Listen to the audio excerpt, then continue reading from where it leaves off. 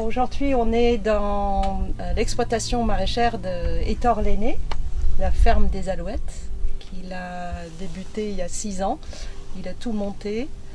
Il y a 1000 mètres carrés de serre, il y a 1,5 hectare de terre à cultiver voilà, en plein champ. Et il va nous expliquer aujourd'hui, le thème c'est les semis. On est le 23 mars, donc c'est le moment des semis.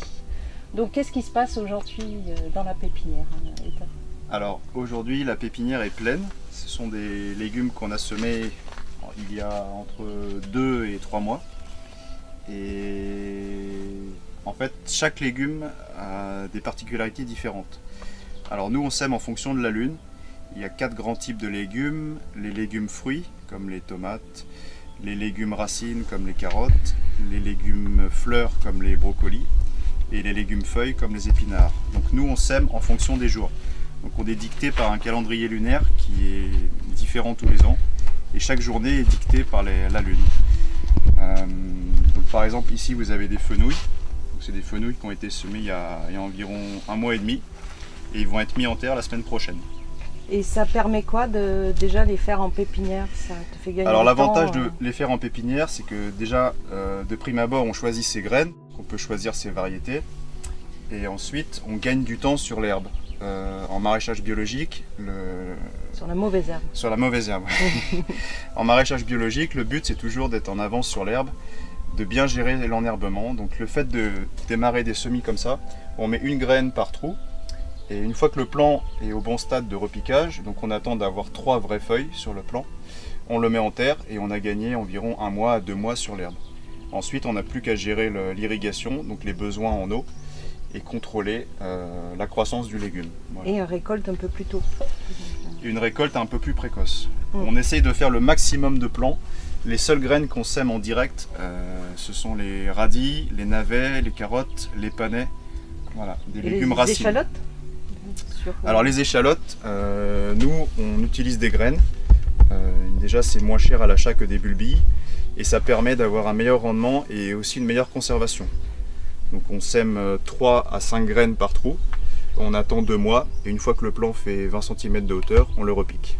Et ça fait des échalotes un peu plus grandes qui se gardent plus longtemps. Voilà. Pour le consommateur, voilà. C'est plus intéressant aussi. Oui. Là ce sont des petits pois. Alors les petits pois, nous mettons 3 graines par trou. Ça nous permet d'avoir des beaux plants à la plantation. Et toujours pareil, l'idée est de gagner du temps sur l'enherbement. Et quand nous mettons les plants en terre, on est sûr d'avoir des lignes régulières de petits pois. Et là, c'est des nains ou des grimpants? Là, ce sont des pois nains, des pois ridés. Donc les pois ridés, ils résistent bien au gel. On peut les semer de novembre à fin mars, début avril.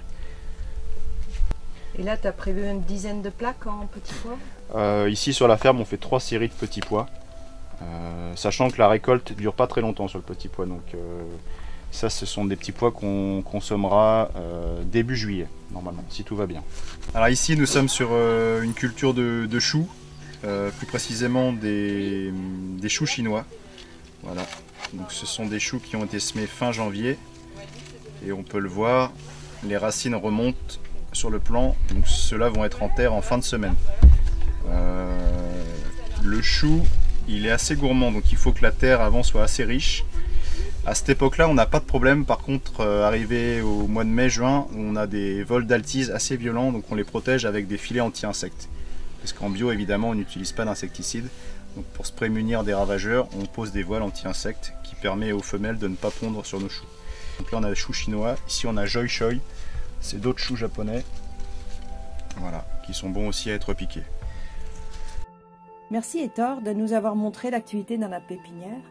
Pour les intéressés, il sera possible de suivre la pousse des plantes tout au long de la saison.